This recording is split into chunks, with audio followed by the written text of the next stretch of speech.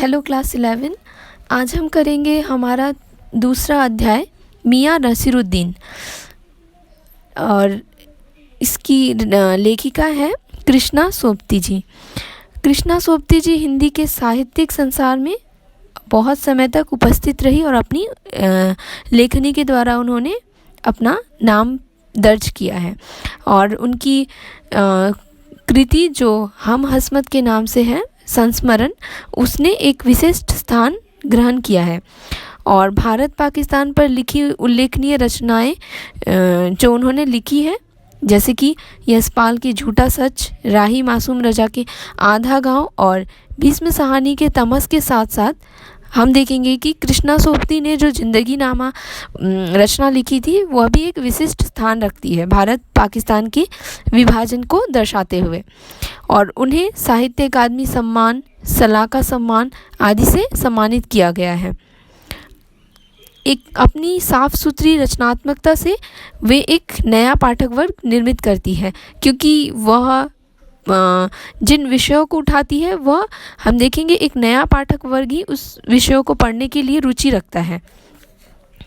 तो हम जो पढ़ने जा रहे हैं मियाँ नसीरुद्दीन, तो इसका क्रमिक जो कहानी क्रम है वह नहीं बताएंगे, वह नहीं, उस पर हम बात नहीं करेंगे, बल्कि कहानी लेखिका ने इसके ज़रिए क्या कहना चाहा है वो हम उस पर बात करेंगे।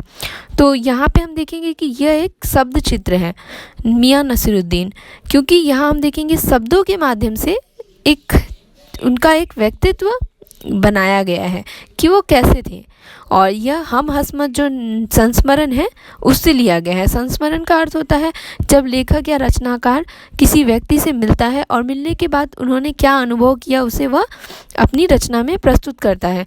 तो यहाँ जो लेखिका है वह मियाँ नसीरुद्दीन से मिलती है और उनके साथ मिलने के बाद उन्होंने मियाँ नसीरुद्दीन के बारे में क्या जाना, उनका व्यक्तित्व, उनका पूरा एक चित्र वह गढ़ती है। तो यहाँ पे भी हम देखेंगे कि हम जब ये इस पाठ को पढ़ेंगे तो हम मियाँ नसीरुद्दीन के बारे में जान जाएंगे कि वे कैसे हैं, वे कैसे दिखते होंगे, क्योंकि यहाँ पे देखेंगे हम कि उनका चेहरा कैसा है, वे उनकी शारीरिक बनावट कैसी है, इस विषय में भी उन्होंने कुछ बातें कही है जो कि उनका एक चित्र हमारे मस्तिष्क में गढ़ देती है। तो इस तरह से एक है शब्द चित्र जो उसके व्यक्तित्व को दिखाता है और एक है जो उसके रूप जो कैसे वे दिखते हैं यह भी हमें समझ में आता है। तो इसमें देखेंगे हम कि जो कई पीढ़ियों से नान अर्थात रोटियां बनाने का जो कार्य है वे मियाँ नसीरुद्दीन करते हैं और यहाँ मियाँ नसीरुद्दीन के व्यक्तित्व, उनकी रुचियां और स्वभाव को शब्दों के माध्यम से उकेरा गया है। मियाँ नसीरुद्दीन रोटी पकाने की वर्षों से चली आ रही अपनी परिवार की परंपरा एवं उनकी निपुणता, जो उस कार्य में वो जो इतने निपुण हैं उसको प्रकट करते हैं। वे ऐसे व्यक्तियों का भी प्रतिनिधित्व करते हैं जो अपने रोज़गार को कला के समान मानते हैं, अर्थात रोज़गार को रोज़गार के रूप में नहीं बल्कि वह उनकी कला है इस रूप में वे स्वीकार करते हैं और श्रम पूर्वक सीखने को ही वे वास्तविक रूप से असली हुनर मानते हैं। उनका मानना है कि वास्तविक हुनर वह है जिसे हम श्रम से, अपने परिश्रम से अर्जित करते हैं।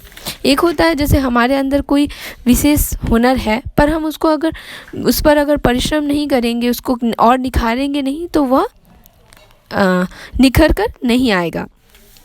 तो इसी तरह से यह जो कला है यह उनकी अंदरूनी कला हो सकती है पर उन्होंने इस पर अपना परिश्रम भी दिया है जिस कारण वे इतने बड़े नानबोई रोटी बनाने वाले बने जो कि उनकी पारिवारिक परंपरा से चली आ रही है।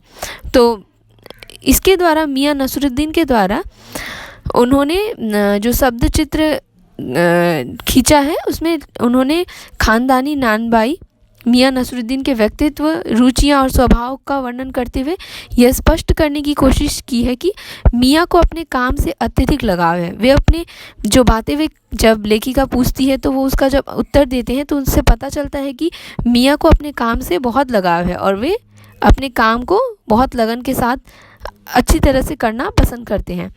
वे अत्यंत परिश्रमी और ईमानदारी के साथ अपने कार्य को संपादित करते हैं और वे अपने कार्य में हमेशा परिश्रम और ईमानदार रहते हैं।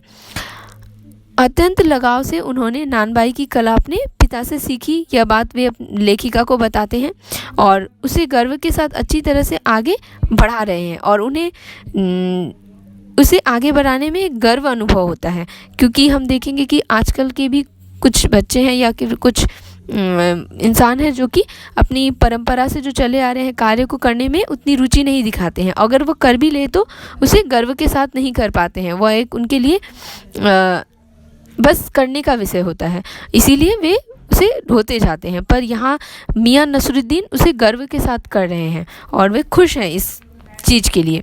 वे 56 प्रकार की रोटियां बनाने में माहिर है, यह वह कहते हैं, और जिनमें हम देखेंगे कि तुनकी जैसी पापड़ से पतली रोटी भी शामिल है, तो मोटी से मोटी रोटियां भी शामिल है।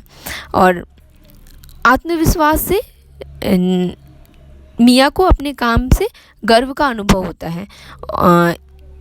और इस पाठ के माध्यम से बताया जा रहा है कि हमें अपना काम ईमानदारी और परिश्रम के साथ करना चाहिए। कोई भी काम छोटा या बड़ा नहीं है, बल्कि उसके प्रति हमारा जो समर्पण है उसे छोटा या बड़ा बनाता है। अगर हम पूरे समर्पण के साथ ये काम कर रहे हैं, पूरे परिश्रम के साथ ये काम कर रहे हैं, तो वह हमेशा बड़ा ही रहेगा। और अगर हम उस काम को करने में शर्म महसूस करते हैं तो वह काम छोटा हो जाएगा। तो इसी तरह से हमारा समर्पण, हमारी ईमानदारी, परिश्रम पर हमारा काम टिका हुआ है।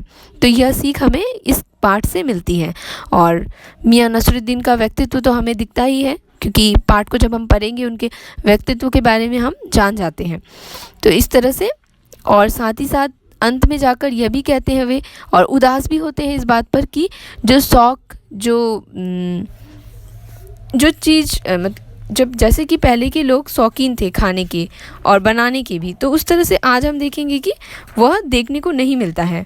वह कद्र, वह चीज़ अब कहीं ना कहीं कम होते जा रही है। यह भी एहसास उनको वे कराते हैं पाठ के अंत में, जब लेखिका उनसे पूछती है कुछ सवाल रोटियों के बारे में, किस्मों के बारे में, तो वे फटाफट नाम गिनवाकर उसे अंत कर देते हैं।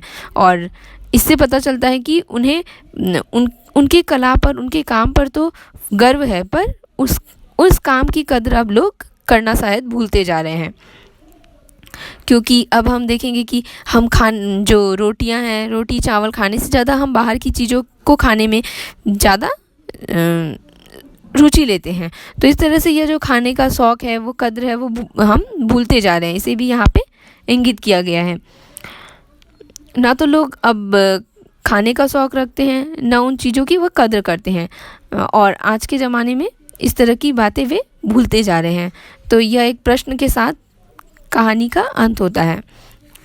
तो इस तरह से यह कहानी की समीक्षा है जो आज हमने पढ़ी। धन्यवाद।